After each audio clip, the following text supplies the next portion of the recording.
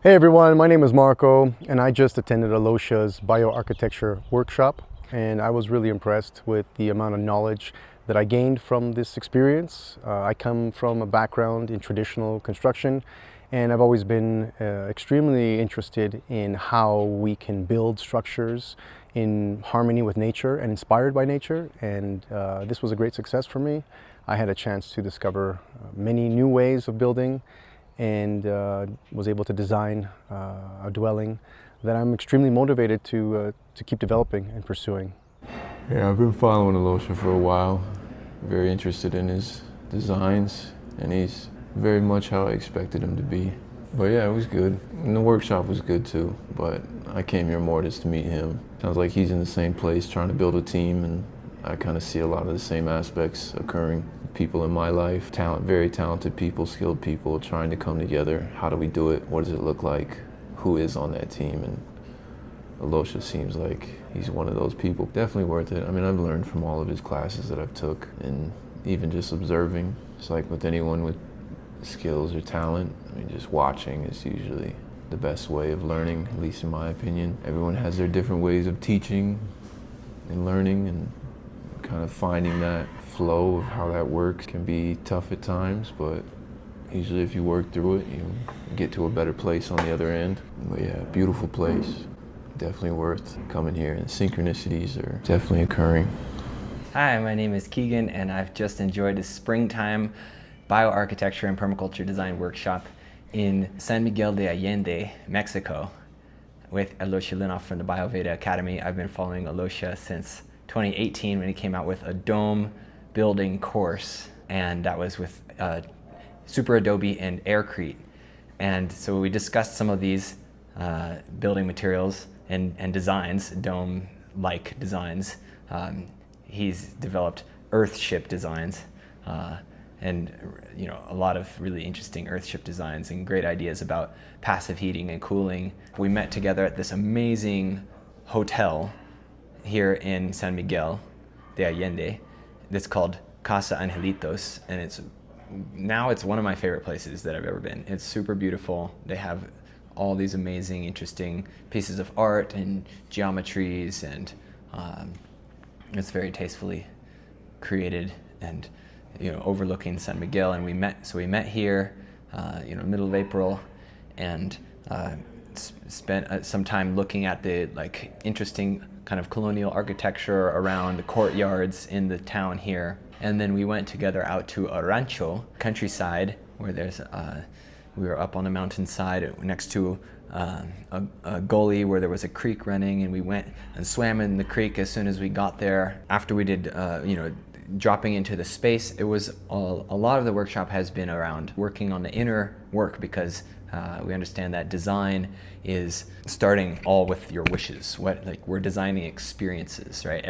Every design that you begin starts out with an experience that you would like to have, or that you would like whoever you're designing for to have, right? It's all about experience. Even if you're designing a product, ultimately that product is used and it creates an experience. So the real final goal of any design is to create an experience.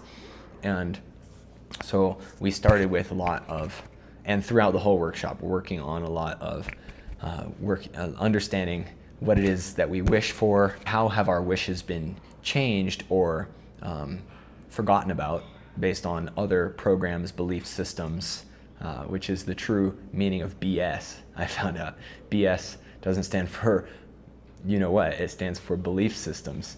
And so we were kind of examining those and working to transcending them.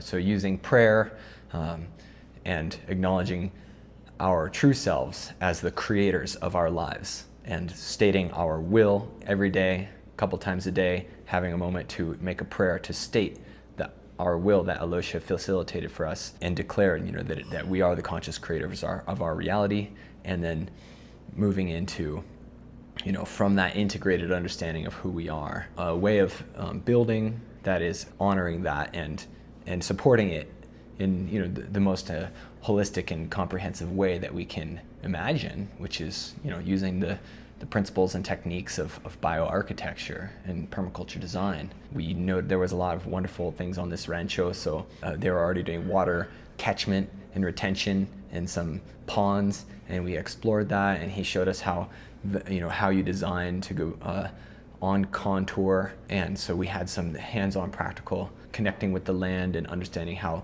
permaculture design works, as it's all about keeping that life, right? Creating more life, and water is life, so catching the water. He shared a lot of his things that he's been working on, but also inspiration from various other creators, and a view into where building is going, with printed homes and design. We used AI in the workshop to create realistic images of the designs that we came up with. We sat and meditated and let a shape come to us, an inspiration, and then just went with that and drawing on paper. We would take those paper designs and translate them into the 3D program that he's got on his computer. And then also, we were using our various AI chat agents to come up with these depictions of our visions. And then just now, I've got little plastilina clay on my hands from, we came back after these 4 to 5 days at the rancho, came back, and here we are at Casa Angelitos again, and actually forming into clay little models of one of the designs that we worked on was for this concept of like a semi-permanent structure that you could take apart in panels. We've been learning about compression architecture, so something that is supported by its own geometry and not needing reinforcement from steel inside it. And we had the amazing opportunity during this workshop to go and visit buildings that have already been constructed using these principles. So we went to a place called Rancho Cascabel nearby here, and saw these wonderful bioarchitectural designs. Like this building that looks like a big flower that has a dome underneath it. It's one big dome, and you can go underneath or you can go on top of it, and there's actually there's planter beds, like garden beds, on the roof of this thing, and succulents growing in there, and it's all all these little sculptures around that are ornamented, sort of like a Gaudí. Beautiful experience. And so we got to see how it actually works to create these, and a master who's been doing it for many years showed us walked us through his whole technique of how he builds these things using removable formwork that's rebar and metal mesh formwork that you create this self-supporting geometry, these vaults and domes, and then you can just cover it up with pumice concrete, and then remove the metal formwork, and then it's just self-supporting as a shell of this concrete material. So really beautiful, kind of natural way, the opportunity to drop in and self-examine, to make a transcendence happen. And these structures are something that is conducive with their natural flow, allowing the flow of energy conducive to us to be connected and transcending, going through our process of growth. So it's a great journey, and I'm grateful to be a part of it here, and looking forward to the future unfolding of bioarchitectural design and sacred geometrical structures to make our homes and places of work and gathering into sacred temples that facilitate the beautiful flow of energy. So definitely recommend being abreast of this transformation in whatever way that works for your life. Lots of love. It's Keegan. I finish.